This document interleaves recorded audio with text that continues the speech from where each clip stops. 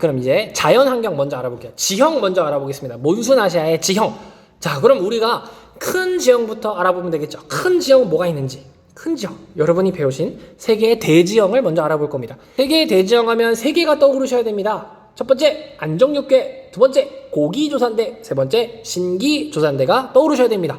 세 가지가 떠오르셔야 돼요. 자, 그럼 아시아, 이 몬순아시아 지역에서 가장 높은 산, 세계에서 가장 높은 산이 있지 않습니까? 그게 어디입니까? 히말라야 산맥이죠. 어디 있죠? 어디 있죠? 인도에 모자를 씌우면 된다 그랬죠? 인도로 확대해 볼까요? 호로로로로. 자, 인도로 왔습니다. 인도의 머리, 그러니까 머리카락을 그려주면 된다 그랬죠? 머리카락에서 이렇게 히말라야 산맥이 위치하고 있습니다. 자, 여러분 히말라야 산맥까지는 체크하셨는데 이건 너무 잘 하실 거예요. 자, 그런데 자, 여기 밑에 보시면 얼굴이 있는 곳.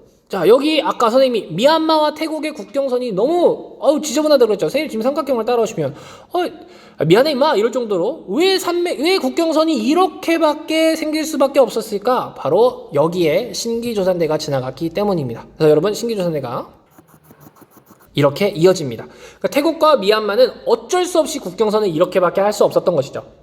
어쩔 수 없었던 것이죠. 왜? 산맥이 지나갔기 때문에. 어떤 산맥? 신기조산대가 지나갔기 때문이죠. 되셨죠? 자, 확대를 조금 풀어서 이렇게 보면요. 자, 선생님 얼굴 있는 쪽 보시면 자, 히말라야 산맥은 어디까지 이어져 있냐면요. 여기 왼쪽으로 가서 알프스까지 이어집니다. 그래서 우리가 알프스 히말라야 조산대라고 불렀죠. 되셨죠? 자, 신기조산대 또 있습니다. 어디냐? 바로 판해 경계죠. 판해 경계에 신기조산대가 지나가고 있는 걸 알 수 있습니다. 자, 그럼 판해 경계 어딘가 알 수 있어요. 어디? 자, 선생님 얼굴이 있는 여기를 보시면 여기 우리가 잘 알고 있는 일본이란 나라가 있습니다. 아니, 이 일본이란 나라는 왜 섬들이 이렇게 열지어 있을까? 왜 이렇게 열지어 있을까? 또 쌤 얼굴이 있는 여기 이 인도네시아란 지역의 섬들은 왜 이렇게 열지어 있을까? 왜 이렇게 열지어 있을까? 또 여기 일본부터 쭉 해서 대만, 필리핀까지 이렇게 보시면요. 왜 여기도 줄지어 이렇게 있을까?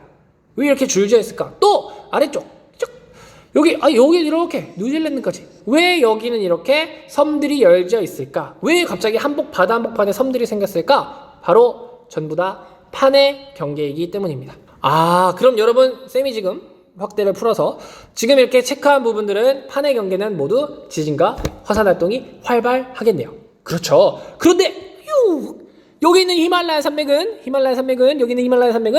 화산 활발하지 않았습니다. 뭐만? 지진만 활발하다. 대륙판과 대륙판이 부딪히는 곳이라서 지진만 활발했다는 거. 나머지 지역은 전부 다 화산, 지진 모두 활발한 지역들입니다. 모두 활발한 지역들. 인도네시아, 필리핀, 인도, 뉴질랜드, 이런 지역들이 전부 다 판해 경계에 있어서 지진화산 활발한 신기조산대라는 거, 판해 경계에 있다는 거, 요거 꼭 체크해 주시면 되겠습니다. 되셨죠? 자, 한 군데 더 체크할 신기조산대 높은 곳이 있습니다. 바로 어디냐면 슈르륵 여기입니다. 히말라야 산맥이 판과 판, 대륙과 대륙이 부딪히면서 풍 솟아오른 땅입니다. 그런데 이 인도가 너무 힘이 셌던 거지. 아시아를 팍 미는데 이 뒤에 손바닥도 같이 이렇게 밀린 거예요. 밀려서 올라간 거야. 거기가 어디냐? 쌤 지금 얼굴이 있는 바로 여기입니다. 쌤이 지금 색칠한 부분이죠? 여기죠. 세계의 높은 고원. 그래서 여기를 세계의 지붕이라고도 부릅니다. 바로 어디냐?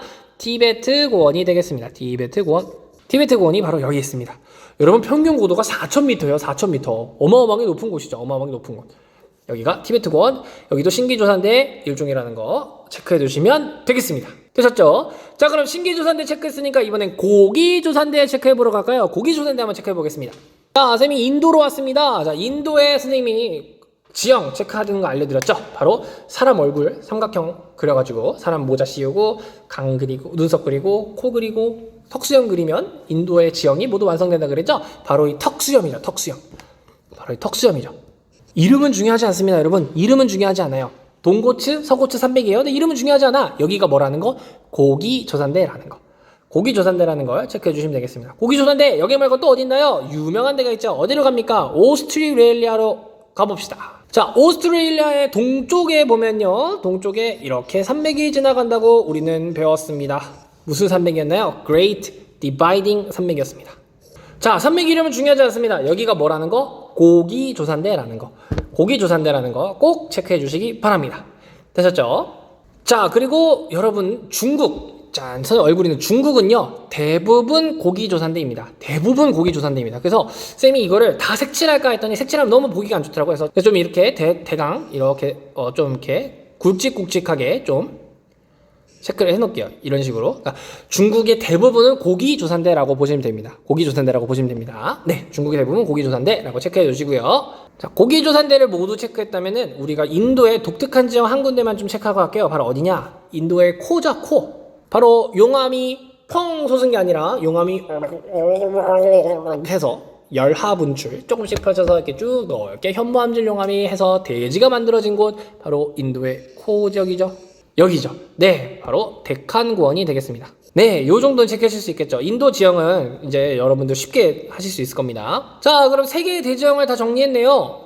고기조산대와 신기조산대 어디인지 알았고, 데칸고원, 높은 고원이 어디인지 알았고, 티베트 고원 어디인지 체크해봤습니다. 그러면 이 사이를 굽이굽이 흐르는 하천들은 어떻게 흐르고 있는지 확인해 보겠습니다. 하천들. 하천은 굵은 파란색으로 해볼게요. 자, 여러분, 물은 어디서 어디로 흐르나요? 높은 곳에서 낮은 곳으로 흐릅니다. 그럼 여러분, 우린 지금 높은 곳을 다 체크했잖아요. 이 지도에. 높은 곳에서 낮은 곳으로 가면 되는 거예요. 높은 곳에서 낮은 곳으로 갑니다. 여기서 가장 높은 곳이 어디입니까? 바로 히말라야 티베트 산맥입니다. 그래서 여기 아시아의 굵직굵직한 강들은 모두 히말라야 티베트 고원에서 시작됩니다. 네, 그럼 뭐가 있는지 확인해 봐야겠죠. 자, 바로 여기로 봅시다. 자, 중국에 큰 강 세 줄기가 흐릅니다. 네, 중요합니다. 아셔야 됩니다. 네, 어떻게 흐르냐? 자, 티베트에서 시작돼서 몽골을 살짝 걸쳐 여기 이렇게 샨동반도 쪽으로 나가는 하천이 있습니다. 이 하천은요 사막을 지나가는 하천이에요. 그러다 보니까 어마어마한 모래를 가지고 갑니다. 모래를 갖고 나가가지고 그 모래를 바다에다가 확 뱉어요. 그러니까 그 모래 때문에 바다 색깔이 누렇더라. 그래서 슉 여기를 황해라고 부르는 겁니다. 황해라고 부르고요. 황해에 흐르는 누런강이라고 해서 이 강을 황하강이라고 부릅니다. 황하강이라고 부릅니다. 네, 그 다음 티베트 고원에서 흘러서요. 여러분이 아시는 상하이로 흐르는 강입니다. 중국의 가장 유량이 많은 강입니다. 바로 창장강이라고 불립니다. 창장강이라고 불리는데요. 여러분은 아마 이 말이 더 익숙하실 거예요. 바로 양쯔강이에요. 양쯔강이 일로 흐르고 있습니다. 그 다음 짠, 여기 다시 일로 왔어요. 티베트 고원에서 또 시작돼서요. 이렇게 남쪽으로 흐르는 강이 있습니다. 남쪽으로 흐르는 강, 바로 이거를 주장강이라고 불러요. 주작 아닙니다. 네. 자, 여러분, 강 이름을 외우려고 하지 마시고요. 중국의 강이 이런 식으로 흐르는구나, 세 줄기가 이렇게 흐르는구나 라는 거 체크해 주세요. 요것만 체크해 주시면 됩니다. 강 이름 중요하지 않아요. 중요하지 않아요. 그 다음 인도 쪽으로 와볼까요? 역시 높은 데서 낮은 데로 흐르니까 히말라야 쪽에서 발원해서 이렇게 흘러가는 강이 있습니다. 바로 인더스강. 그 다음 여기 히말라야에서 시작돼서 방글라데시 쪽으로 흐르는 하천이 있습니다. 인도의 성수, 힌두교의 성수라고 불리는 강이죠. 바로 겐지스 강입니다. 네, 방글라데시로 흘러나가는 하천입니다. 되셨죠? 인도 쪽에 중요한 하천 두 개 봤고요. 그 다음 동남아시아 쪽으로 오세요. 동남아시아 쪽으로 오시면요, 역시 티베트 히말라야 쪽에서 발원해서 중국에서 시작돼서 이렇게 동남아시아 인도 차이나 반도를 관통하는 강입니다. 바로 메콩강이에요. 메콩강입니다. 메콩강. 여러분 보시니까 왜 강이 이렇게 흐르는지 아시겠죠? 네, 높은 데서 낮은 데로 흐르니까 이런 식으로 강이 흐르는 겁니다. 되셨죠? 네. 자, 그리고 이제 오세아니아 쪽으로 가볼까요? 오세아니아 쪽 가보면 역시 여기도 높은 데서 낮은 데로 강이 흐릅니다. 높은 데가 어디입니까? 바로 여기 참 얼굴 있는 그레이트 디바이딩 산맥이죠. 그럼 그레이트 디바이딩 산맥에서 흐르겠네요. 어디로? 바다 쪽으로 흐르겠죠. 이렇게 두 줄기의 강이 흐릅니다. 두 줄기의 강인데요, 이 강 이름 너무 외우기가 쉬워요. 머리 달린 강, 머리가 달렸다 이거예요. 머리 달린 강. 아래쪽은 머리강, 위쪽은 달린 강이에요. 머리가 달렸다 이거죠. 머리 달린 강 됐습니다. 네, 이 강 왜 중요할까요? 호주는 대부분 건조기후예요. 건조기후니까 이 하천들 이용해서 농농업을 하겠죠. 농농업. 그래서 우리 호주는 밀로 유명하고 그리고 양으로 유명한 거 알고 계시죠? 이 머리 달린 강 유역에서 밀농사, 양목축업 이런 걸 어마어마하게 많이 하고 있습니다. 체크해 주시고요. 자, 이렇게 자연환경을 쭉 한번 정리를 해보니까요, 자원도 연관지어서 알 수 있겠죠. 자, 여러분, 자원은 고기조산대 주변, 안정육계 주변에서는 단단한 자원에서 석탄이나 철광석이 많이 나온다 그랬고요. 신기조산대에서는 유연한 자원, 석유나 천연가스 같은 게 많이 나온다 그랬습니다. 그럼 유추할 수 있겠네요. 여러분 석탄은 어디에 많을까요? 어디에 많을까요? 바로 중국은 대부분 조기조산대라 그랬죠. 중국 고기조산대예요. 그러니 중국에 석탄 어마어마하게 많아요. 그러니까 석탄 생산량 1위 국가, 1위 국가죠. 그리고 인도도 고기조산대가 있네요. 서고츠, 동고츠. 여기도 석탄 생산량이 엄청 많겠네요. 또 여기 호주 보세요. 호주도 그레이트 디바이딩 산맥이라는 고기조산대가 있네요. 여기도 석탄 생산량이 엄청 많겠네요. 되셨죠? 자, 그런데 여기서 정리해 볼 수 있겠죠? 유추해 볼 수 있겠죠? 자, 중국하고 인도는요, 14억 인구, 13억 인구, 27억이 산업화해야 됩니다. 석탄 생산량 많지만 소비량도 어마어마하겠죠? 그럼 석탄이 모자라 어디서 수입해 올까요?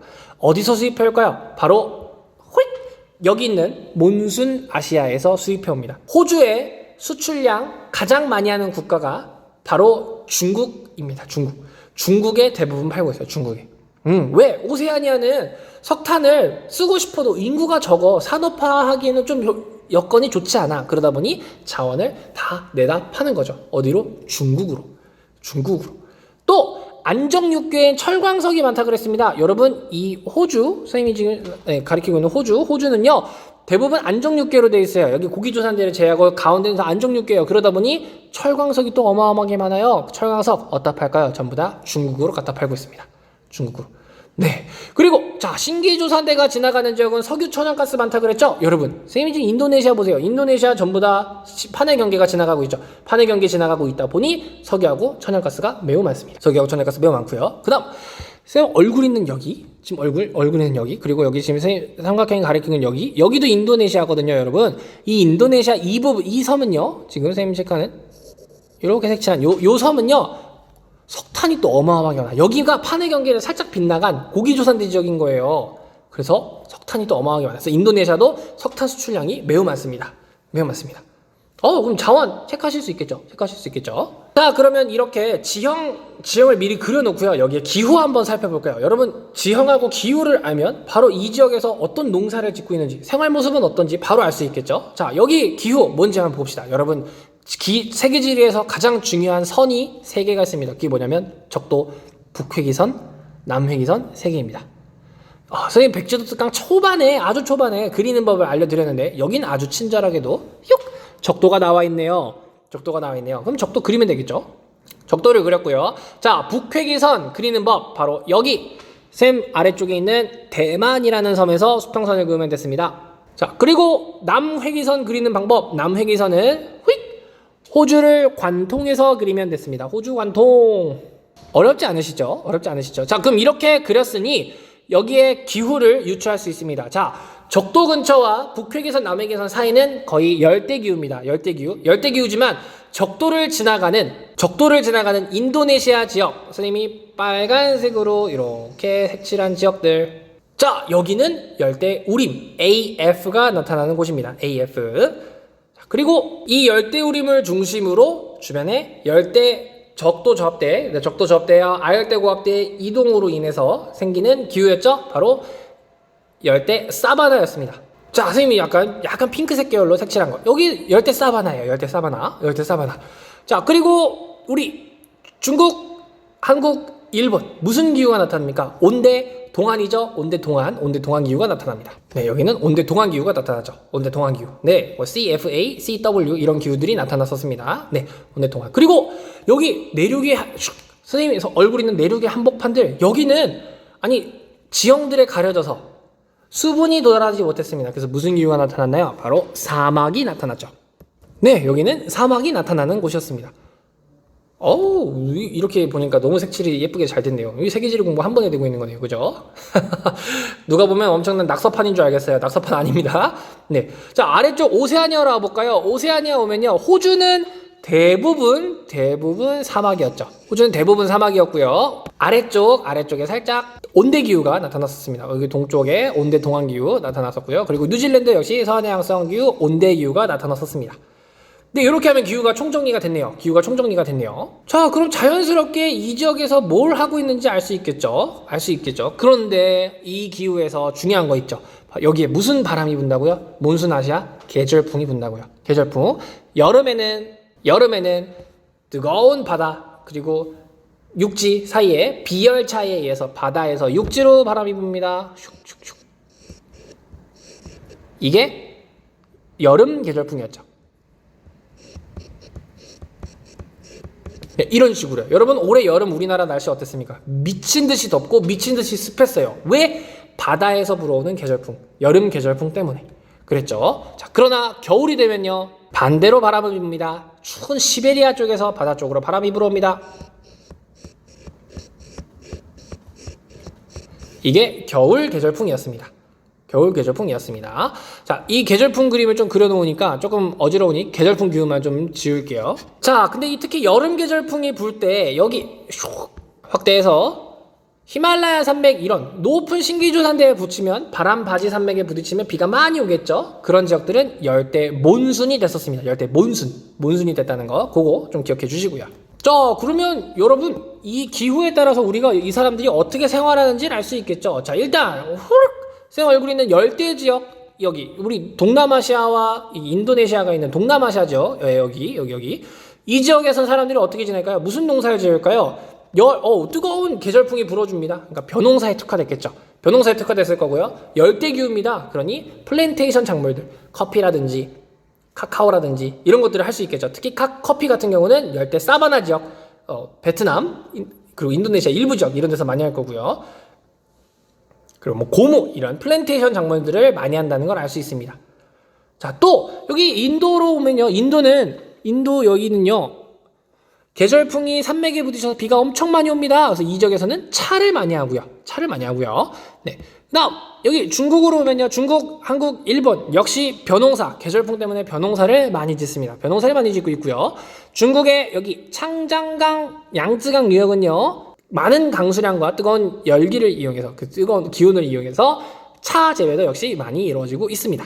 차재배도 많이 이루어지고 있습니다. 자, 우리나라, 중국, 일본도 벼농사를 짓고 아래쪽 동남아시아 지역도 쌀농사를 짓습니다. 벼농사를 짓는데 차이점이 있죠. 밑에는 열대기후고요. 위에는 온대기후입니다. 자, 우리나라는 쌀농사 1년에 한 번 지을 수 있습니다. 그러나 동남아시아 지역과 인도네시아 지역은 너무 높은 기온을 바탕으로 해서 1년에 2번 혹은 3번까지 벼농사를 짓습니다. 그걸 벼의 2기작 혹은 3기작이라고 얘기를 합니다.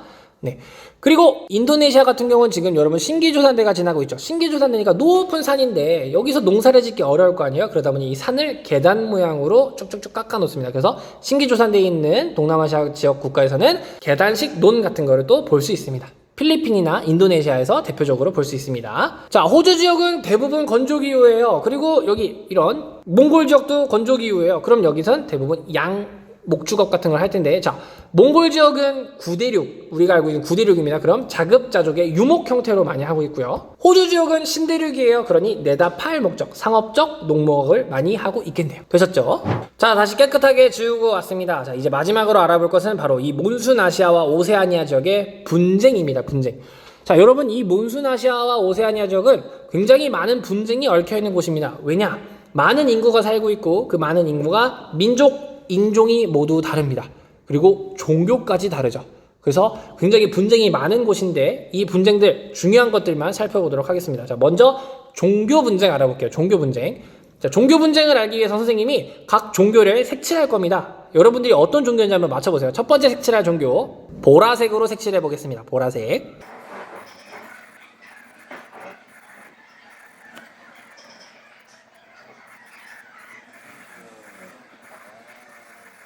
자, 선생님이 보라색으로 색칠했습니다. 보라색으로 색칠한 나라 하나씩 볼까요? 자, 여기 파키스탄이라는 나라입니다. 그리고 여기 방글라데시라는 나라입니다. 그리고 여기 말레이시아 색칠했고요. 그리고 인도네시아 색칠했습니다. 자, 여러분 선생님이 특강 전개 드릴 때 스탄으로 끝나거나 나라 이름이 시 혹은 시아로 끝나면 무슨 종교라고 그랬죠? 그렇죠. 바로 이슬람교입니다. 이슬람교.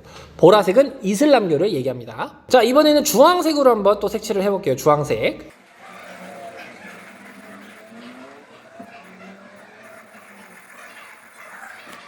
자, 선생님이 주황색으로 색칠한 나라 어딘지 한번 보러 갈까요?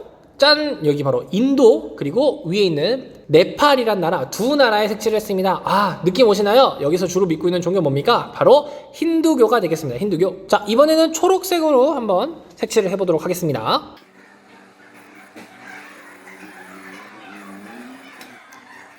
자, 지금 선생님이 초록 색깔로 색칠한 나라. 자, 여기 남부아시아의 부탄, 그리고 남부아시아의 스리랑카, 그리고 동남아시아의 국가들의 색칠을 했습니다. 인도 차이나 반도에 있는 나라들 색칠했는데요. 어딘지 감이 오시나요? 바로 불교입니다. 네, 선생님 불교를 색칠했고요. 이제 나머지 남은 하나 색칠해 볼게요. 자, 노란색으로 한번 색칠을 해보겠습니다. 노란색. 자, 선생님 노란색은 어디 색칠하냐면요. 바로 여기 필리핀 색칠했고요. 호잇! 호주 색칠했고요. 호잇! 뉴질랜드 색칠했습니다. 자, 이건 뭘까요? 바로 크리스트교가 되겠습니다. 자, 여러분 종교 분쟁은요, 인접한 두 지역의 종교가 다르기 때문에 싸우겠죠. 그럼 선생님이 체크하는 곳이 왜 어떤 종교 때문에 싸우는지 캐치하실 수 있으실 겁니다. 하나씩 보죠. 자, 쌤 얼굴이 있는 이 지역, 선생님이 동그라미 친 이 지역은 카슈미르라는 지역입니다. 이 지역 종교 분쟁이 어마어마하게 심하게 일어나고 있습니다. 무슨 종교와 무슨 종교의 분쟁인가요? 아시겠죠? 이슬람교와 힌두교의 분쟁입니다. 네, 이슬람교와 힌두교의 분쟁이 너무 심한 곳입니다. 카슈미르. 파키스탄도 핵을 갖고 있고요. 인도도 핵을 갖고 있습니다. 그래서 핵전쟁이 일어날 수도 있는 아주 위험천만한 곳이죠.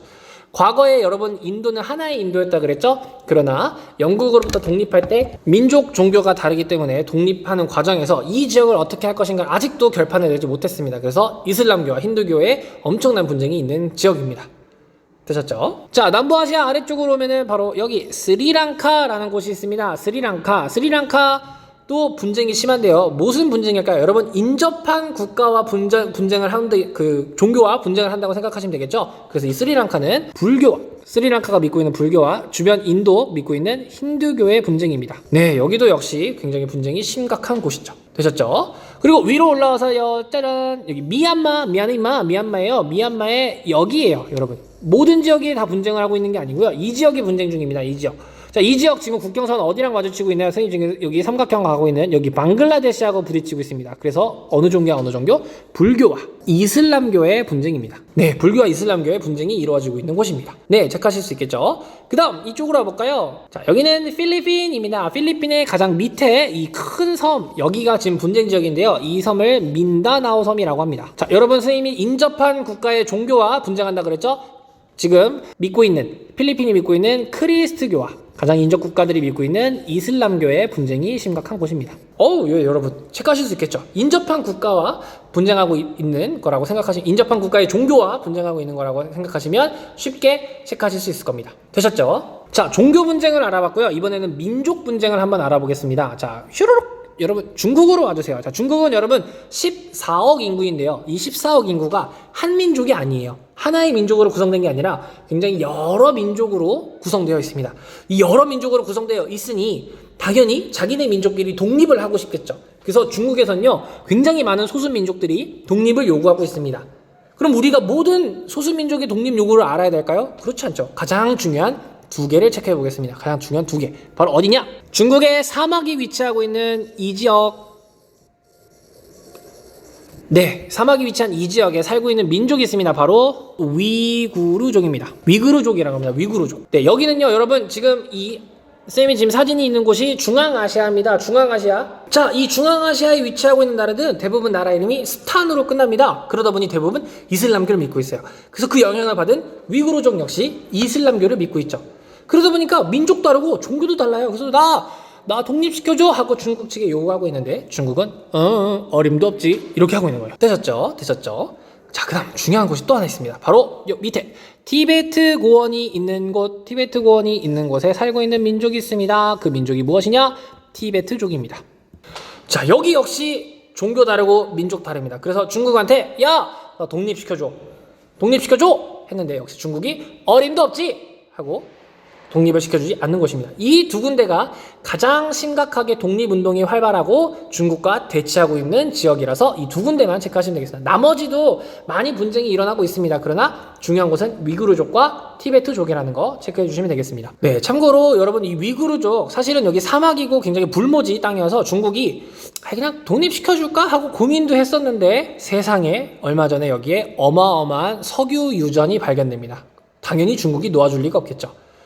그리고 티베트족 역시 티베트 고원의 위치는 지리적으로 굉장히 중요한 위치입니다. 여기를 뺏기는 순간 밑에 있는 인도 그리고 저쪽에 있는 다른 변방의 국가들의 침략도 받을 수 있기 때문에 여기는 지리적으로 굉장히 중국이 항상 전략적 요충지로 갖고 있으려는 곳이다 보니까 여기를 사수하려고 여러분 여기에 철도를 뚫습니다. 해발 고도 4,000m라고 그랬죠? 여기에 철도를 뚫어요. 그래서 여기에 가는 철도 이름이 칭짱 철도라고 해요. 그래서 여기에 막 한족들을 이주시켜가지고 티베트족을 막 지배하는 등 2008년 베이징 올림픽이 열렸을 때 여기 티베트족이 엄청나게 시위를 해서 유혈 사태가 일어나기도 했었습니다. 요즘도 나고 있고요. 네. 그렇게 체크해 주시면 되겠고요. 자, 이번에 오세아니아 지역으로 왔습니다. 오세아니아 지역은요, 원주민과 유럽인들 간의 갈등이 심합니다. 자, 여러분 체크해 볼까요? 오세아니아, 오스트레일리아에 살고 있는 원주민의 이름은 에버리지니라고 합니다. 그리고 뉴질랜드에 살고 있는 원주민의 이름은 여러분 들어보셨죠? 마오리족이라고 합니다. 자, 유럽인들이 여기 오기 전에 이미 이 에버리지니와 마오리족이 살고 있었는데 유럽인들이 그냥 오죠. 그러더니 와, 여기 좋네. 여기 우리 땅 갑자기 이러잖아요. 그러니까 뭐야? 이러니까 당연히 원주민들과 유럽인들 사이에 갈등이 있을 수밖에 없었겠죠. 그러나 유럽인들은 총을 갖고 있고 원주민들은 그렇지 못했으니 당연히 수적으로 많았음에도 불리할 수밖에 없었겠죠. 그러니 점점 원주민들이 삶의 터전을 잃어갑니다. 그래서 지금은 어디 있냐? 에버리지니는 여기 있어요. 사막 한복판에 너희를 위한 자치구역 만들어줄게. 우리 유럽인들은 자상하고 친절하니까 너희를 위한 자치구역이야. 여기 살아 합니다. 에버리지니가 처음부터 여기 살았을까요? 아니요. 쫓겨나서 산 거예요. 근데 자치구래요. 그러면서 막 홍보하는 거죠. 우리는 원주민들과 잘 지내고 있어요. 라고 막 홍보를 하고 있는 거죠. 그렇지 않은데 실상은. 네. 그래서 뭐 자치구 같은 거 만들어서 화합하려고 노력은 하고 있다. 그러나 전혀 노력이 아닌 거죠. 네. 역시 마오리족도 뉴질랜드 사람들과 융화하려고 막 마오리족이 쓰는 언어를 막 공용어로 쓰기도 하고 역시 보호구역 같은 것도 만들어주기도 했습니다. 그러니까 애초에 원주민 살고 있는 곳에 유럽인이 왔으니 당연히 갈등은 계속됐던 거죠. 네, 이런 갈등들 체크해 주시면 되겠습니다. 자, 이렇게 해서 몬순아시아와 오세아니아 지역의 총 정리를 한번 해본 겁니다. 총 정리. 여러분 이 정도만 알고 있어도 이 4단원 이해하시는 데는 전혀 문제가 없으실 겁니다. 그래서 도움이 되셨으면 좋겠고요. 백지도 특강을 들으시면서 뭔가 궁금하신 것이 있거나 혹은 더 질문하고 싶은 것이 있으시면 언제든지 댓글 남겨주시면 선생님이 답변 남겨드리도록 하겠습니다. 수업 영상 들으시느라 너무 고생하셨고요. 선생님은 다음 또 백지도 특강에서 찾아오도록 하겠습니다. 화이팅! 화이팅! 화이팅! 화이팅! 화이팅! 화이팅!